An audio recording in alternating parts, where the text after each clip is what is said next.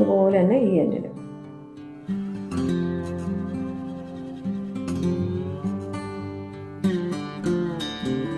അതായത് പണ്ടൊക്കെ നമ്മൾ കുഞ്ഞു വാവകൾക്ക് കരിയൊക്കെ അമ്മമാർ നിറച്ചെഴുതി കൊടുത്തിട്ട് ടാൽക്കം പൗഡർ എടുത്ത് മേളിൽ വെക്കും പടരാതിരിക്കാൻ. ആ സെയിം പ്രോസസ്സാണ് ഇതിൽ ചെയ്യുന്നത്. പക്ഷെ അന്നൊക്കെ അമ്മമാർക്ക് ആരും പഠിപ്പിച്ചു കൊടുക്കാൻ ഇല്ലല്ലോ, അവരുടെ ബുദ്ധിയിൽ വരുന്ന കാര്യങ്ങളാണ്.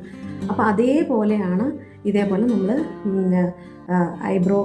ഐബ്രോ ഷെയ്ഡ് ചെയ്യുന്ന പൗഡറോ അല്ലെങ്കിൽ ഐഷാഡോയോ എന്തെങ്കിലും മാറ്റ് ഫിനിഷിലുള്ള എടുക്കണം. ഡാർക്ക് കളറിൽ ബ്ലാക്കോ ആഷോ അല്ലെങ്കിൽ ഡാർക്കസ്റ്റ് ബ്രൗണോ ഡീപ്പ് ബ്രൗണോ ഏതെങ്കിലും ഒരു കളർ എടുത്ത് ഇങ്ങനെ ചെയ്ത് കഴിഞ്ഞാൽ വളരെ ഭംഗി വരും കണ്ണിന്. ഇപ്പം കണ്ടോ, ഈ കണ്ണിൽ എഴുതിയതിൻ്റെ വ്യത്യാസവും ഈ കണ്ണിൽ എഴുതിയതിൻ്റെ വ്യത്യാസവും. ഇത് ഞാൻ ചെയ്തിട്ടില്ല. ഇതിപ്പോൾ ഞാൻ സീൽ ചെയ്തു, കുറച്ച് സീൽ ചെയ്ത് കഴിഞ്ഞ് കുറച്ചുകൂടെ നന്നായിട്ട് ചെയ്യണം. പക്ഷേ ഇതിൻ്റെ വ്യത്യാസം കണ്ടു.